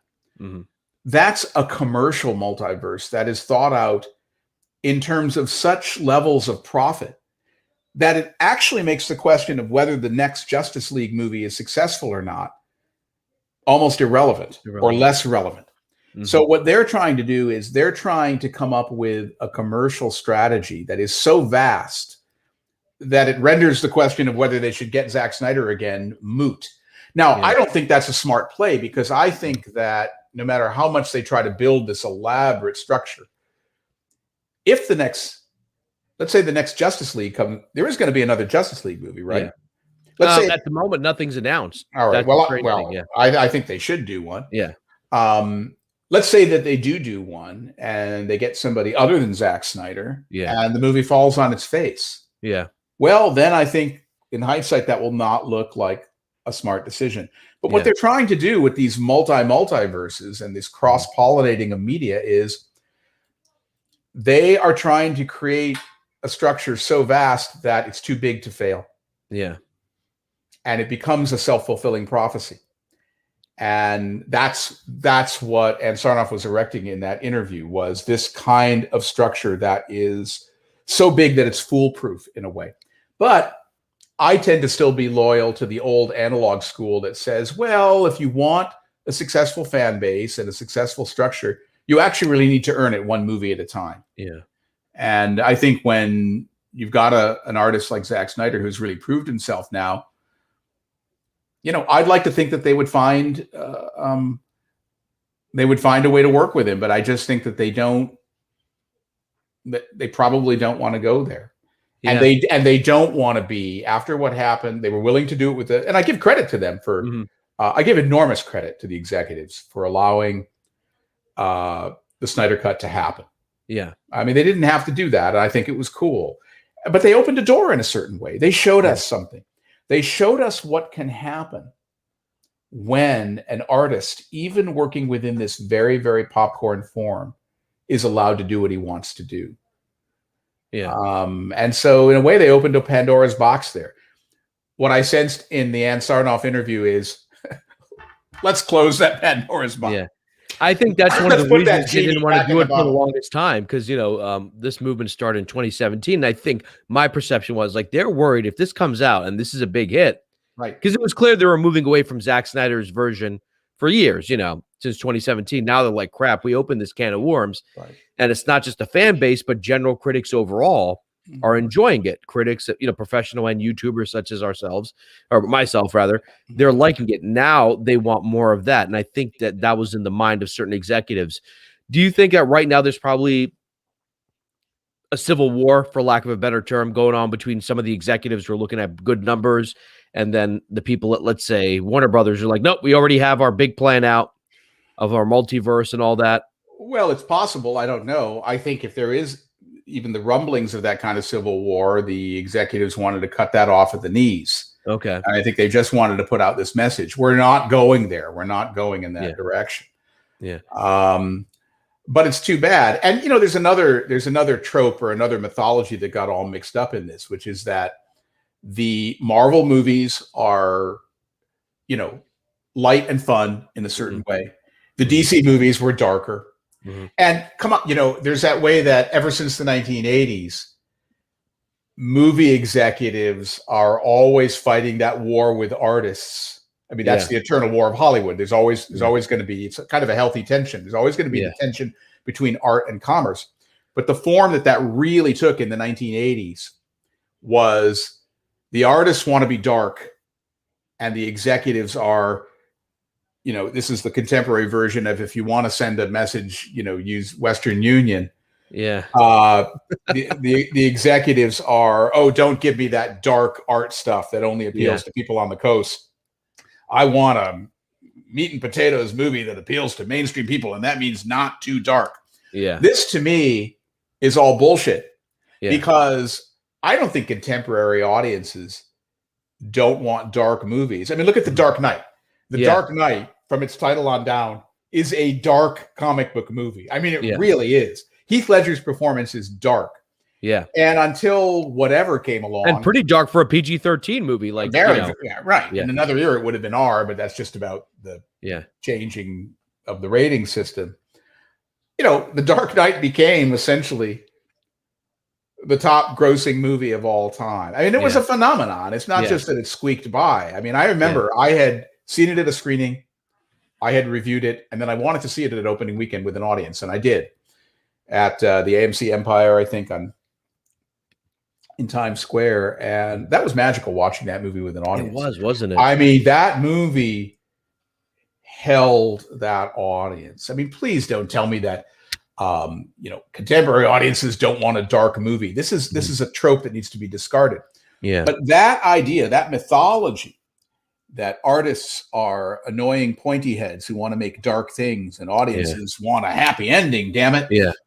That was really there in the clashes that went on between Warner Brothers. It was embedded in the clashes that went on between Warner Brothers and Zack Snyder, because especially with Batman versus Superman, the movie was not entirely successful by any means on its own terms. Yeah. And people looked at it, they said, oh, too dark, too dark. Yeah. Yeah. No, the problem is not that it was too dark. The problem is that it was not, in some ways, it was not a good piece of storytelling.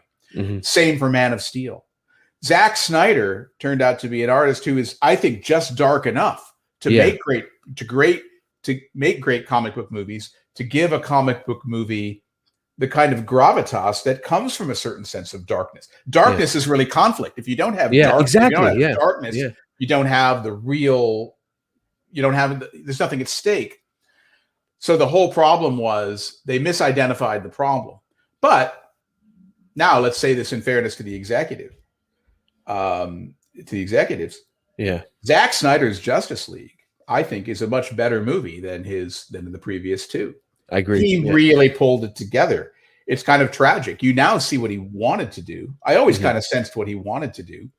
But Man of Steel, I think, is a mixed bag of a movie, and Batman versus Superman, though I think does have in some ways a powerful first hour, also a mixed bag of a movie. So Zack Snyder, for all his talent, did not deliver, but he got too slagged off on. It was like, well, he's dark. We got to bring in Joss Whedon, the guy who can tell us the jokes that the mainstream audiences love. And they got off on the wrong track, because that's the kind of decadent thinking that executives are party to these days. Yeah. Let me ask you this, to kind of wrap it up. Are you worried that with these big movies, okay, so now we have Marvel that has 20 plus movies, DC's plan to do 20 plus movies. And this is something that I'm kind of afraid of, that the next Mean Streets, the next Pulp Fiction, the next Memento is out there, but we may never hear about it. Well, here's what I'm worried about. Here's where I am worried for the first time about the indie sector. Yeah. And here's why. New filmmakers, great new filmmakers are coming up all the time. I'm not worried about that. This year, for instance, I think the indie film that is most impressive, that shows that this is still happening, is Promising Young Woman. Because I think that's a powerful film. And I think it's audacious, and I think it totally works. And I actually think it's a very subtle film. I mean, I've heard the criticism that because, I don't think this is a spoiler at this point, because the Bo Burnham character ends up being not the totally nice guy we think he is at the beginning, I've heard the interpretation of the film that, oh, well, that means that the film is saying that even nice guys are toxic males. It's kind of anti-male. No, no, no, and no. It's actually a very subtle film that tells you that this kind of nice guy oftentimes isn't what he seems, that it's not just that there are predators out there, but that guys like him can get drawn into that frat house world and all that stuff, and be part of it, and be part of the toxicity of it. And that is a truth of the way our culture works that movie captures very powerfully. And I think it's an ace piece of storytelling. Now, what's it called again? Promising Young Woman. Promising Young Woman. I mean, it's a movie that's nominated for Best Picture, and some people think it could even win. Okay. My fear going there was a time, by the way, as a film fan, I used to know every movie that was getting nominated, every movie, and you would watch them all. And now it's just like there's so much, we cover pop culture that those things kind of almost fall by the wayside. There is so much, and this is an unusual year in that it was the COVID year, so all these things were basically seen on streaming services. But the problem is that there's a lot of energy in the industry to take what happened during this pandemic year and make it the new prototype. Yeah.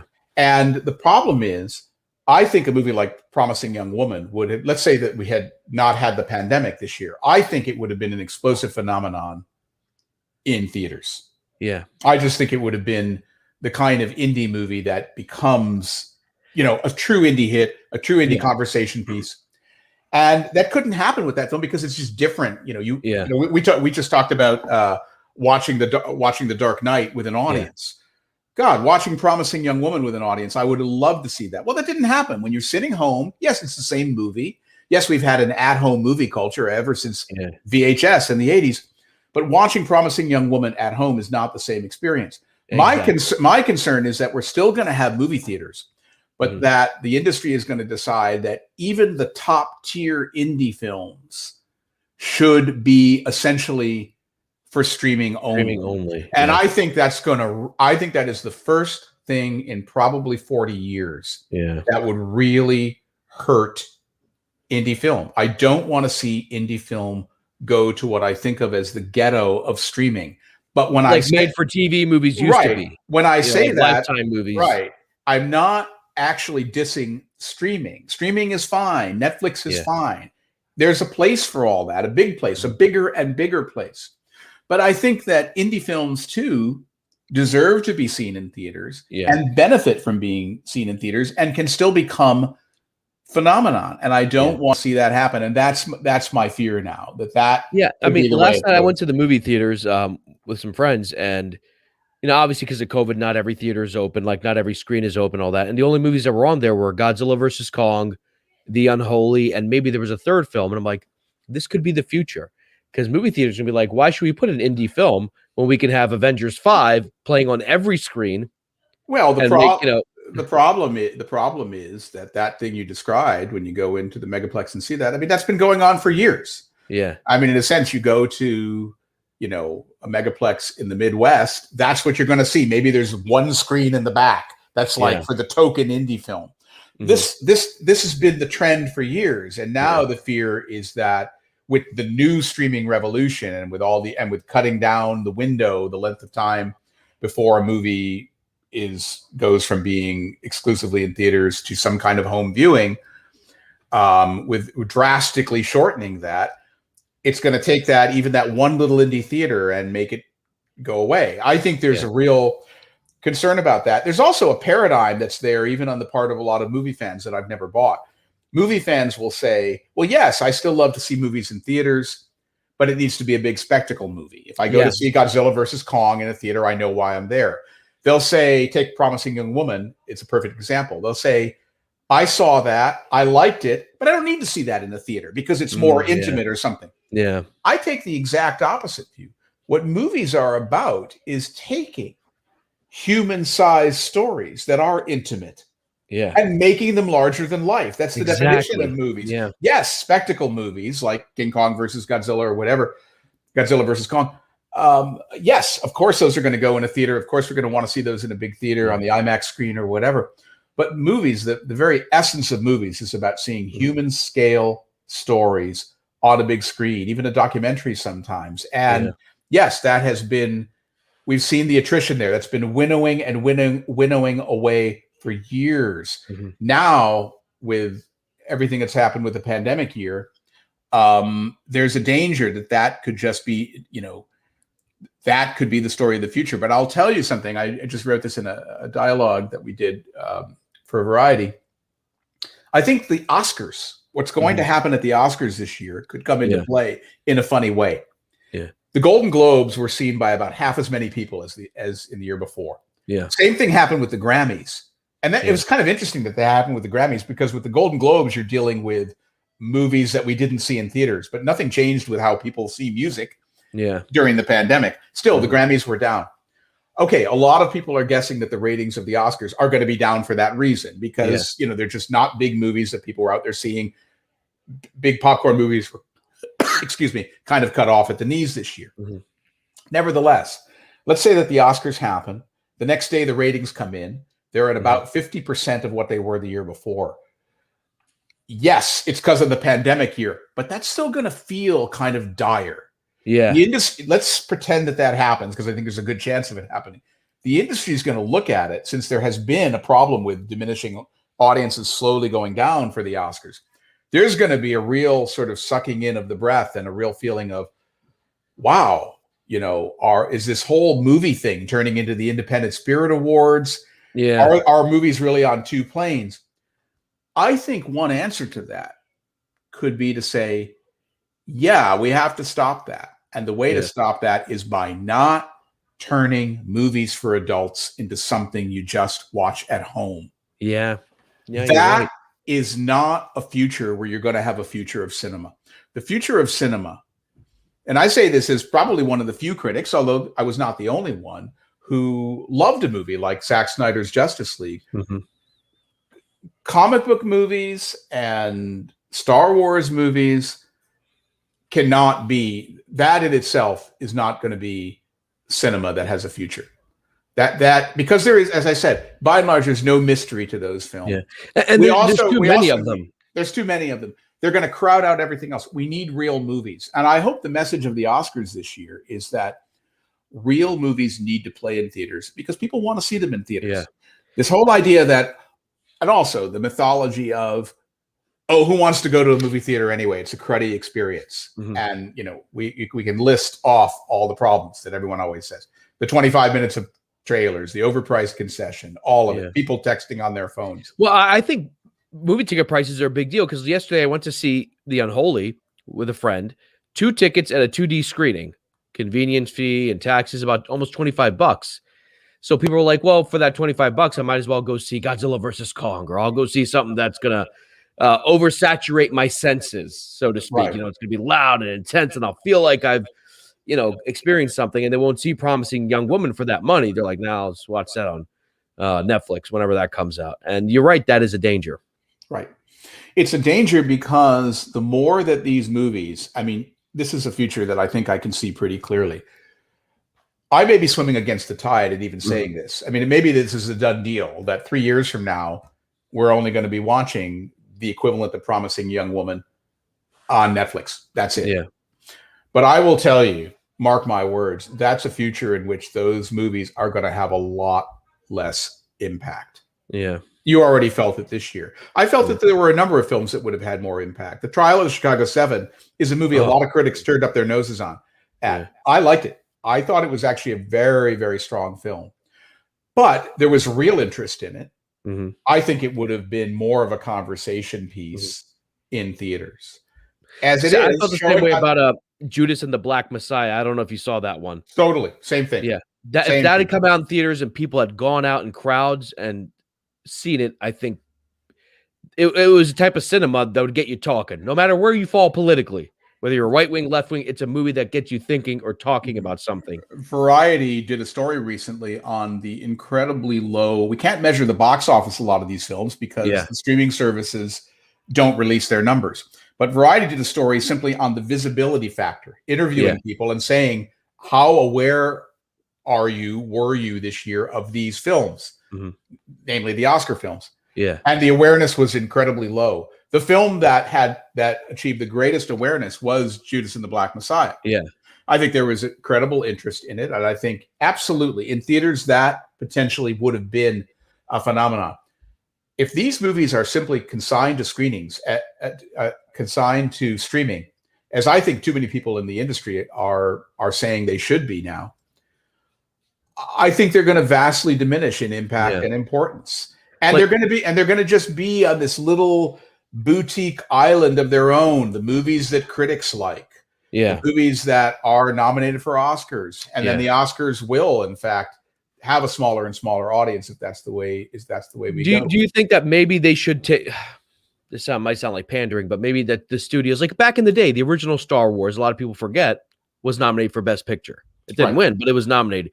Exorcist was nominated for Best Picture. Silence of the Lambs was nominated for Best Picture and won. That maybe, when they expanded the Best Picture thing from 5 to 10, the idea was that, look, maybe a movie that audiences have gravitated towards like, let's take a movie like Avengers Endgame, which I wasn't a huge fan of. I enjoyed it for what it was. But in terms of, getting that many people together to make a movie, with that many characters, do you think a movie like that could be nominated just on the effort it took to make it, like the original Star Wars? Well, I don't think you should ever nominate a movie based on the effort it took to make it. I think you should only nominate it based on what's on screen. Okay. I think that, even something like Avengers Endgame, I thought it was good, but I don't think it probably deserved an Oscar nomination. I've long argued that the Oscars have gotten a little snobby about popcorn movies, and probably that's what I was going with. There should be a few more of them in there, but I will tell you, I don't think it would make that much difference. Yeah, I think I thought The Dark Knight should have been nominated for Best Picture. Well, that's one, maybe not, but that's a different case. In other words, it seems to be the same case, but it's different. The Dark Knight should have been nominated, and arguably should have even won because it was a work of art. Yeah. Yeah. And sometimes the Hollywood system lets popcorn movies that are actually works of art slip by and doesn't nominate them for Oscars. But I will tell you something. The 10 expanding it to 10 nominees didn't work. If Endgame had been nominated, I don't think that would have made that much difference in terms of who watches the Oscars. I think we have to go a different route, which is that we have to hold on to the idea of the smart, entertaining, popular movie for adults. Yeah. We have to try to keep that alive. Maybe it's struggling. Maybe it's hanging on by its fingernails. But if it's allowed to just become, Netflix wants to own all those movies. Netflix wants those movies to just be on streaming services. And I think you will see, if that's what happens, they will diminish in power. Yeah. Those movies, if they really are good, need to be seen in theaters. This may sound like an anachronistic view, but here's my view of it. People act like this is a done deal. They look at the trends. The trend is clearly theaters are on the ropes and streaming is on the rise, on the rise, on the rise. Yeah. They look at that and they say, okay, that's the way the world is going. Wake up and smell the coffee. Someone like myself who's arguing for a movie like Promising Young Woman or The Trial of Chicago 7 to be seen in theaters, or Judas or whatever, is swimming against the tide. Well, what about the idea that we create the world that we want to make? That if we believe in movies, that means in believing in movies for adults. Yeah. It means in not pretending that that's some pointy-headed thing. Yeah. I think if enough people still believe in that kind of movie making and want to turn out for it, they will. I was saying before, there's that litany of things that people don't like about theaters. The texting, and I do think that movies are too expensive. I think that's a problem. I think the price has to come down. I actually think that's the key problem. The key problem is not that people text or whatever. I mean, okay, I go to the movies all the time. I'm constantly at the movies. I mean, I see movies at screenings before there was a pandemic, but I mean, I go to movie theaters, and it doesn't bother me. Occasionally, I'll get irritated. At somebody talking, whatever. I actually find, and I live in New York City, I find audiences to be pretty polite about all that stuff. But the key question is, can I go to see a movie on a big screen and have that immersive experience? Yeah. Absolutely. I have it all the time. I think the biggest thing standing in the way of the future of that is the price. Yeah. Are you going to get people to go see Promising Young Woman or whatever at a theater if it's too expensive, if they feel like they can see it at home? So the price has to be dealt with. Changes have to happen. Do you think prices? Look, when I took Avengers Endgame, I took my mom and dad, and my sister, IMAX and all that stuff. Just the ticket prices alone, just for 4 people, was $100. I get it, but I feel like people are like, okay, for that movie, I'll do that. But would you be okay with a system where, like, okay, bigger budget films for IMAX, 3D, and all that, they're already more expensive, but big budget films should cost more to watch. But if I want to see a movie like Promising Young Woman or Judas and the Black Messiah, the tickets for that should be lower. And in a sense, like, it's I forgot what the term was in marketing, where you make something cheaper so more people will buy it. Do you think that could work? No, I don't really think it could work. Okay. I think the prices in general need to come down. I think a night at the movies is too expensive, frankly. Yeah. Even if it's for a spectacle film. Yeah. I mean, frankly, $100 is too much to see Godzilla versus Kong. Yeah. As far as I'm concerned. Truth is, I would not take 4 people to see that movie. Godzilla versus Kong. I'll see it on my own, but yeah. And I don't like the idea of creating 2 categories of movies. I think that has gone on way too much. I mean, the truth is that good movies are entertaining. I mean, this categorization of movies reinforces the mythology that comic book movies and Star Wars movies are fun, and the kinds of movies that critics like and they get nominated for Oscars are good for you. Yeah. And I don't think that's the reality. In other words, a work of art on some level may be good for you, and it may have a message that sort of dances around in your brain and gets you to think about things.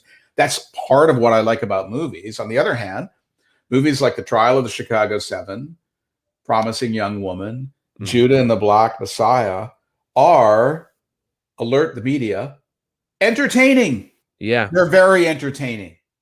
Yeah. They are. I mean, when I saw Judas and the Black Messiah, I'm like, they must have exaggerated a lot of the stuff. They didn't just go up and just do that, certain scenes without spoiling it. I'm like, oh my God, that's what actually happened. Yeah. That's what art does, and like, you got to go tell 10 people. I told my dad, I'm like, Dad, you got to see this movie. He's like, what's it about? I'm like, the Black Panther. He's like, oh no, I don't want to see any more Marvel movies. I said, no, not that Black Panther, Dad. No, that's a different that actually happened. He's like, no, I don't want to see any more Marvel stuff. Please, no. Well, you're exactly right that good movies are topical. I mean, they're not medicine, but good movies bring the news. Yeah. They do. That's part of what they do. Yeah. And that's part of what's vital about them. And I'm sorry, this culture we have now of all fantasy all the time. Yeah. It's and huge. I love fantasy. Look at the wall behind me. But. Right. It's hugely unhealthy. I mean, the analogy I've always made is we call these movies popcorn movies. Maybe that's a cliche, outdated term, but it will serve. We call them popcorn movies. And we say there's nothing wrong with them, and there isn't. In the same way, there's nothing wrong with popcorn. It's fine to eat popcorn. But if I had a friend who told me that he ate nothing but popcorn, I'd say, you need to see a doctor. I mean, who is going to do that? Well, the analogy is there with movies. The all fantasy all the time culture we have is profoundly unhealthy. Yeah. And where you see this, I've been saying this for years, but if I can use this as a kind of vindication, you see this now in our political culture. Our political culture, we got rid of Trump. But what we didn't get rid of, what we haven't gotten rid of, is our fantasy political culture. Yeah. 2/5 of the country still thinks that Biden stole the election. Yeah. A growing percentage of people believe in QAnon. And you go, what is QAnon apart from a really harmful fantasy? In a sense, QAnon is Comic-Con for conspiracy buffs. Yeah. I mean, it is this. I like that. QAnon is, say that again. That was a really good line. Comic-Con for conspiracy buffs. That's, yeah. I mean, there is an overlap. Can I prove this? No, I can't prove this. But I think your intuition should tell you that when our political culture is suddenly rooted in total fucking fantasy, namely these insane beliefs that drive QAnon, or to me, the equally insane, completely removed from reality belief that Trump actually won the election. I mean, that is a QAnon level illusion. And you say, that's where our political culture is now at. That's what we're fighting. Oh, and by the way, we've had this totally obsessive, compulsive, narcotic fantasy movie culture for 40 years. Yeah. Where everyone now, movies aren't about, telling a good story anymore. They're about, letting your favorite character take over your life and becoming that character. You're telling me there's no relationship between those two things? Of course there is. Our culture is too mired in fantasy. Our whole culture, not just our movie culture. And the movies have been partly to blame. I mean, come on. It's not like I'm sitting here blaming Trump on Star Wars. Yeah. But I'm saying the way that our culture became obsessed with the fantasy to the exclusion of everything else is tied to this. And so I now feel like I'm standing on firmer ground than I did maybe 5 or 10 years ago when I say, fine, let's continue to make comic book movies and Star Wars movies that are the economic engine of the film industry now. I mean, come on, let's be real about it. Even a mediocrity like Godzilla versus Kong, more people are going to see that in these 5 days than see all the Oscar winners put together. So fine, let's have those movies. But let's not throw in the towel on the other ones. Let's not say, Nomadland and Promising Young Women, it's fine to watch those at home. That statement is really a way of saying those movies don't matter. They're just, they should just be one of the 5,000 things I have the opportunity to watch at home. They're not special. They're not special enough to watch in a movie theater. Bullshit. They are special enough to watch in a movie theater. The culture of people who say, here's why I hate theaters. They're not really saying that. They're not really saying, I hate how much a Coca-Cola costs, or I hate the fact that 3 rows down, someone was texting. No, they're not saying that. They're pretending they're saying that. What they're really saying is, I'm so depressed, I'm actually just too lazy to get out of my chair and bother going to the movies or going out. I just want to sit at home. Everything can come to me at home now. Well, yes, it can, but it's not healthy. And I think that it's not really the best way to receive what these movies are. When you go, I mean, I have to go back to this old model, but when you go to the movies, I've had the experience over and over again of reviewing a movie that I loved, but seeing it early, because that's the nature of what critics do, at a screening room, writing my review, and then going out to see it with an audience and having an absolute magical experience. The Dark Knight was one. Another was Brokeback Mountain. I'd actually seen Brokeback Mountain twice before I reviewed it, both times at a screening room situation.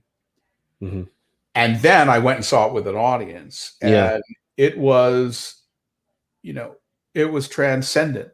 Don't tell me that these movies belong. That's a great movie, by the way. A lot of people never great. Get past the plot, but I'm like, oh my God, you have to see it.